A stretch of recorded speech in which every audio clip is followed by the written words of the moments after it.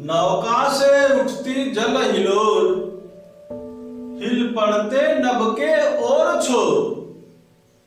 कवि सुमित्रानंदन पंत गंगा में नौका विहार के लिए जब जाते हैं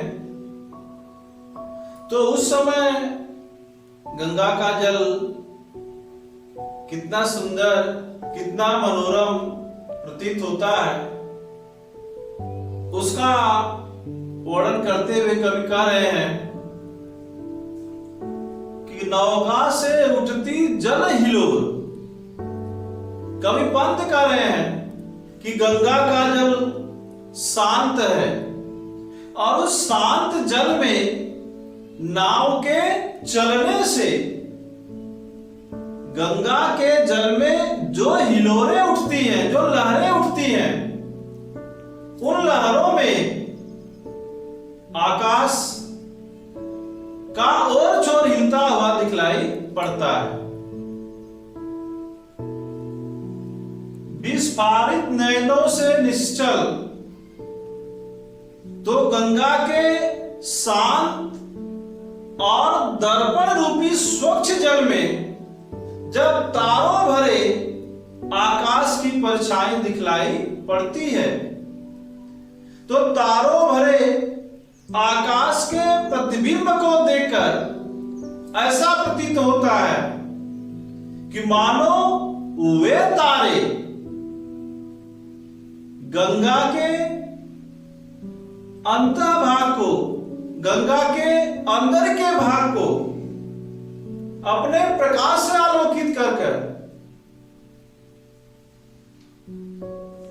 ज्योतित कर नवकांत स्थल, यानी वे तारे गंगा के अंदर के भाग को अपने प्रकाश से प्रकाशित कर अपनी आंखें फाड़ फाड़ कर कुछ खोज रहे हैं।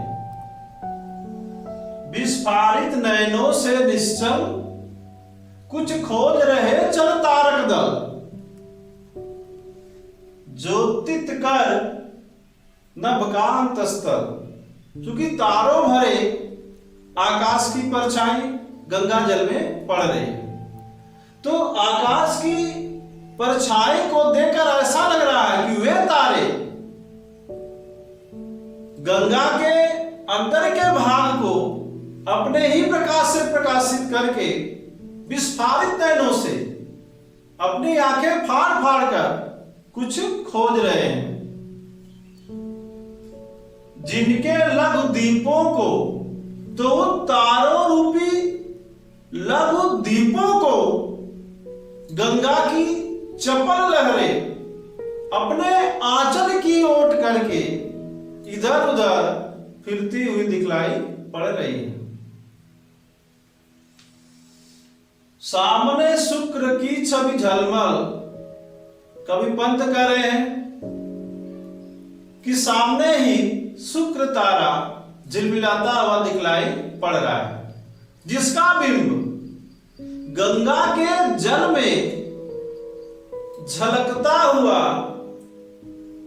परी के समान तैरता हुआ दिखलाई पड़ रहा है। रूप हरे कचों में हो ओझल, और कभी कभी झिलमिलाता हुआ वह तारा गंगा रूपी नायिका के चांदनी बालों में ओझल हो रहा है। अर्थात कभी तो दिखलाई पड़ रहा है और कभी दिखलाई नहीं पड़ रहा है।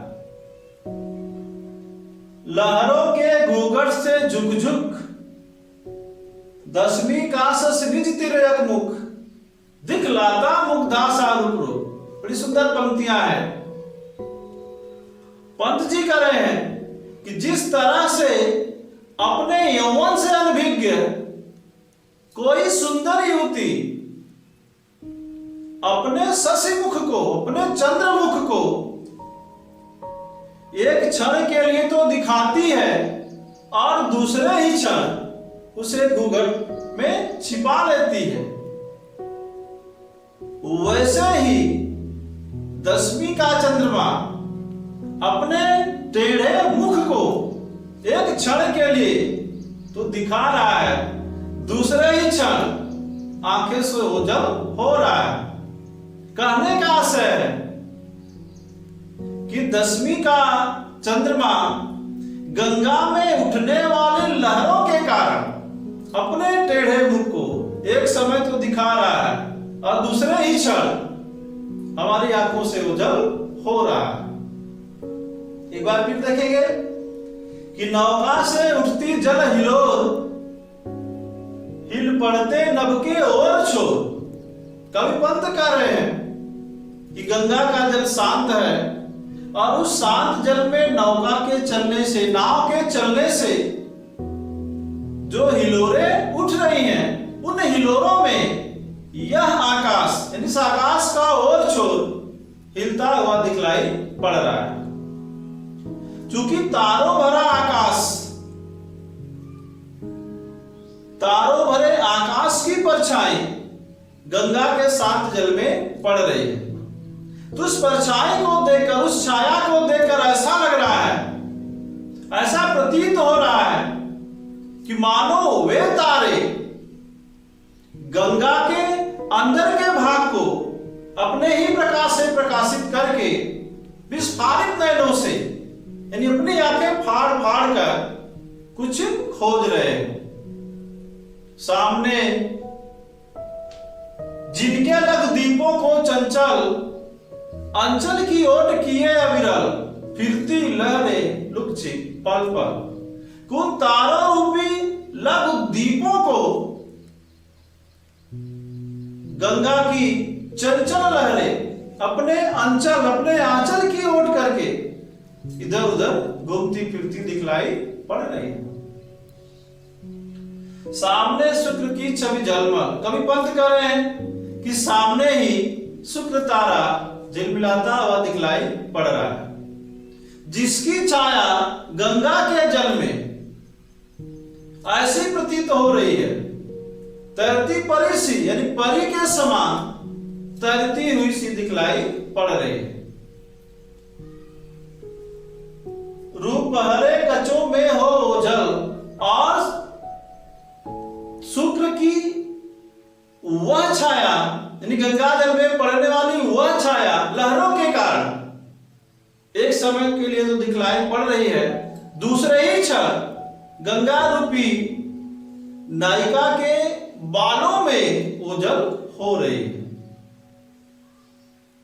लहरों के घूंघट से झुकझुक 10वीं का सस निज तिर्यक मुख, दिखलाता मुग्धा सा रुख।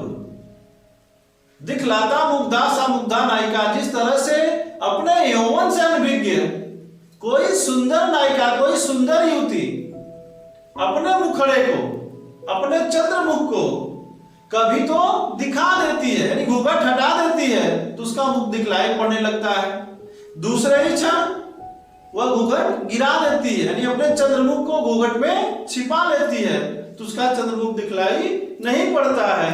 उसी तरह गंगा में उठने वाली लहरों के कारण 10वीं का चंद्रमा अपने टेढ़े मुख को एक क्षण के लिए दिखाई दे रहा, दिखला रहा है और दूसरे ही क्षण हमारी आंखों से ओझल हो रहा है। इसका काव्य सौंदर्य देखेंगे। काव्य सौंदर्य में भाषा, शुद्ध खड़ी हिंदी, रस, श्रृंगार, अलंकार में उपमा, रूपक और मानवीकरण, छंद, स्वच्छंद, गुण में प्रसाद और माधुर्य, शब्द शक्ति, लक्षणा